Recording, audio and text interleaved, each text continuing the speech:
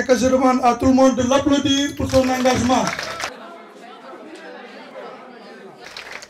J'associe à ces félicitations tous les professeurs qui sont dans ce lycée.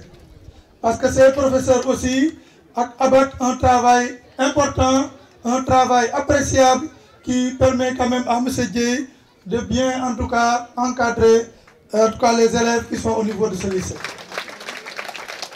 Et il me plaît à dire que d'excellents résultats sortent de ce lycée parce que quand même nous avons été élèves et nous savons ce que vous endurez.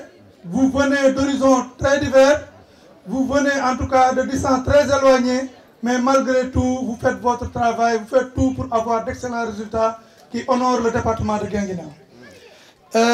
Pour en venir un peu, en tout cas au thème de ce jour, je voulais juste souligner le rôle des clubs EVF. Je pense que ces clubs EVF, tout élève doit participer au niveau de ces clubs EVF.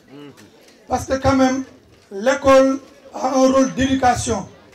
L'école a un rôle de sensibilisation et l'école complète l'éducation qui se trouve au niveau des familles. Donc il est important que ces clubs EVF puissent jouer leur rôle et surtout mieux sensibiliser les élèves pour une meilleure conscientisation, pour aboutir à un bon comportement de ces élèves. Parce que quand même, vous êtes les espoirs de la nation. Donc vous devez d'avoir des comportements responsables, vous devez d'avoir des comportements exemplaires. Et je voudrais juste citer quand même en tout cas l'abstinence. Je veux citer quand même avoir en tout cas des comportements responsables.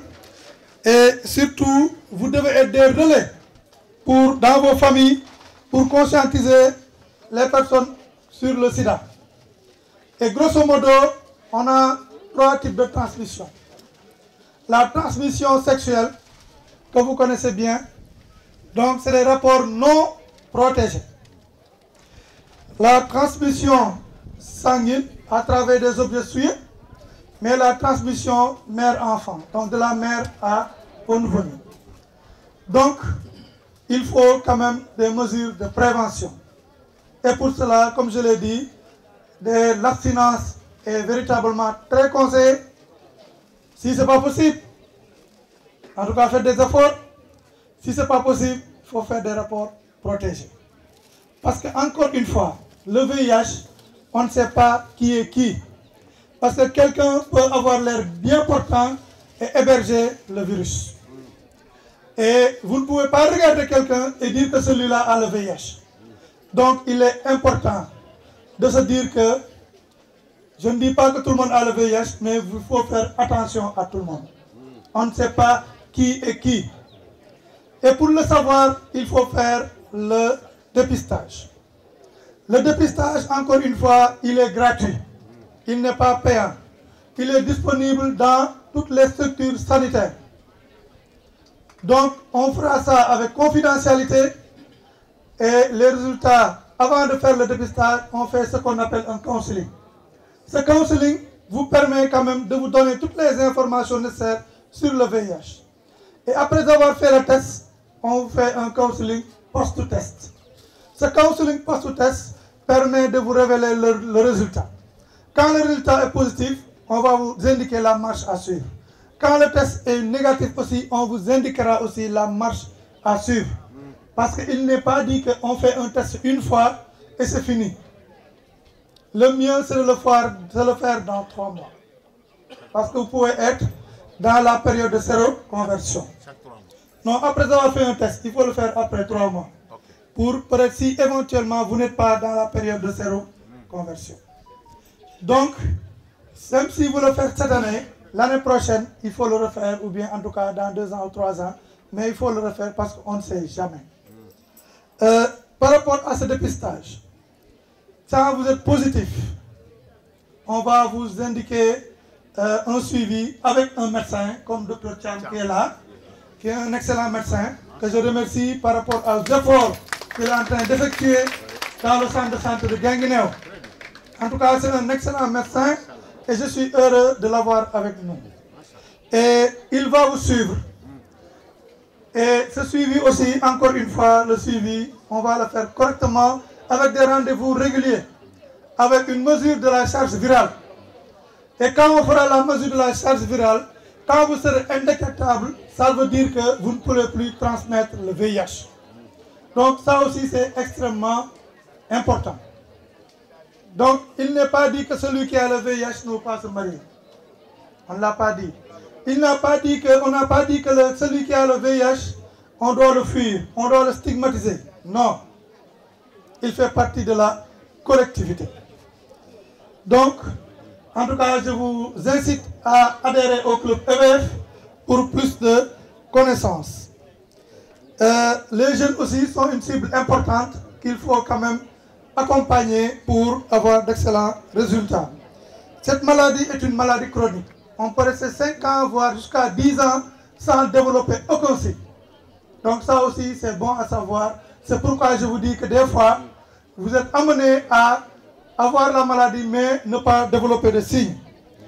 Et sinon aussi, vous dire que la région médicale de Guinguinéo, de Kaolack du moins, en tout cas, a eu, par rapport aux femmes enceintes, il y a eu en tout cas 44 804 femmes enceintes qui ont eu à bénéficier des tests VIH. Et sur ces 44 804 tests, il y a eu en tout cas 95 positifs pour toute la région, et à Guinguinéo, on n'a eu que 2 cas. En tout cas, chez les nouveau-nés séropositifs, on a eu 82 nouveau-nés qui ont été suivis. Et pour les enfants qui ont fait l'objet de sérologie, ils sont à 36%. Donc pour toute la région, 2599 personnes ont été diagnostiquées positives. Donc, et pour le taux de perdu de vue, donc les personnes qui sont suivies et ceux qui on a perdu la trace, ils sont à 11%. Pour la charge virale indétectable, pour les personnes suivies en 2021, la région est à 88%. Donc c'est des résultats très très très importants. Par rapport aux objectifs de dépistage, nous sommes à 108% pour la région. Pour en tout cas le suivi, on est à 85%. Donc, et pour la charge indétectable, comme je l'ai dit tout à l'heure, nous sommes à 88%. En tout cas, pour le district sanitaire de Guinguinéo, pour le dépistage, nous sommes à 93% par rapport aux objectifs assignés. Et pour le suivi, nous sommes à 90% des patients qui ont été mis sous traitement. Et par rapport à la charge indétectable, nous sommes à 97% pour Guinguinéo, dépassant l'objectif qui est de 95%. Donc, pour vous dire que Guinguinéo a des résultats très très très appréciables. Et nous suivons actuellement 114 personnes au niveau du district sanitaire de Guinguinéo. Donc, nous sommes loin par rapport aux chiffres de la région. Il y a un aspect démographique qui est là. Ok, nous sommes le département le moins peuplé de la région, mais quand même vous pouvez être rassuré par rapport au suivi médical de l'équipe de Dr Thiam, par rapport à la qualité du travail qui est accompli.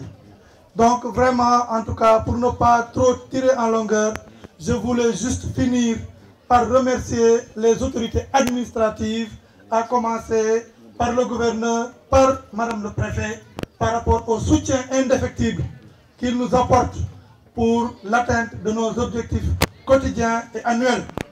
Je ne saurais oublier, sans remercier aussi les maires, tous les maires de Guinguinéo qui en tout cas abattent un travail excellent dans le secteur de la santé. Je veux juste citer le président du conseil départemental avec qui nous avons un financement exécuté à hauteur de plus de 250 millions. Tous les maires de Guinguinéo aussi ont fait en tout cas un travail excellent dans le secteur de la santé.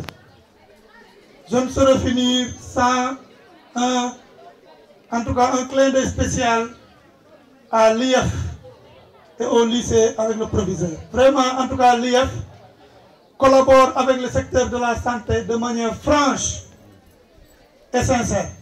La preuve, l'enquête par rapport aux maladies tropicales négligées, ils nous ont doté d'un véhicule, ils nous ont accompagnés avec le point focal santé, vraiment qui a abattu un travail et nous avons eu presque